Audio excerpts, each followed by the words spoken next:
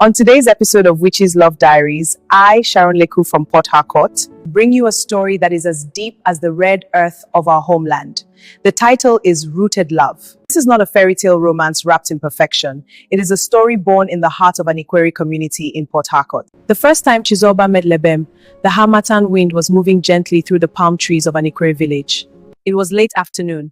The red earth roads were warm, children were chasing a worn-out football barefoot, and the distant rhythm of drums from a nearby compound floated through the air. Chizoba had just returned from the stream, a clay pot balanced perfectly on her head. She walked with the quiet grace Ikwere daughters were known for. Lebem noticed her before she noticed him. Not because she was the most dressed up, but because she carried herself like someone who had already survived storms. He was new to the community, a young teacher posted to the local secondary school, city bred. Soft-spoken, unsure how village life would receive him. Their eyes met. She didn't smile, but she didn't look away either. And in that small, unspoken moment, something settled. Their love did not begin with sweet words. It began with small acts. Lebem started buying roasted corn from the roadside woman near Chizoba compound, even when he wasn't hungry. He greeted her father respectfully in Ikwere dialect, stumbling through the tones but trying anyway. He attended community meetings, helped fix the broken bench at the village square, and listened more than he spoke. Chizoba watched. Ikwere women were taught not to rush their hearts. Love was not a game, it was legacy. One evening, during a moonlight gathering, when elders told folktales and children sat in wide-eyed circles, Lebem found himself seated beside her on a wooden bench. "You don't talk much," he said softly. "Words are easy. Staying is hard." He nodded. "I plan to stay." She didn't respond, but she didn't move away either. Life in the community was simple and hard. When heavy rains flooded their farmland, Lebem was there, helping Chizoba's family salvage cassava from muddy soil.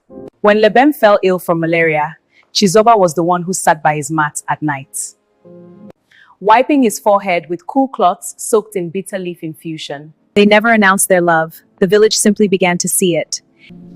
It was in the way she served him food first during festivals. It was in how they walked side by side, close enough for shoulders to brush, but not close enough to invite gossip. When Lebem posting ended 2 years later, he was offered a transfer back to the city. Better pay, better opportunities. The night he told her, the air felt heavy. "I don't want to leave you," he said, "but I also don't want to trap you in uncertainty." Love is not a trap. It is a choice. He searched her face. "Then choose with me." The village elders were surprised when Lebem refused the transfer. "You would give up the city for this place?" one asked. Lebem smiled. "I didn't give up anything. I found something." Years later, their wedding was not extravagant. It was held in the open compound beneath wide canopies, surrounded by palm trees and the laughter of neighbors.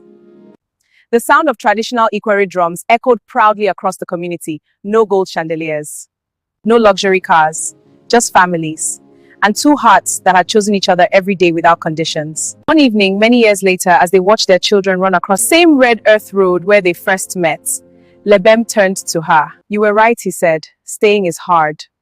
Yes, but loving you has never been."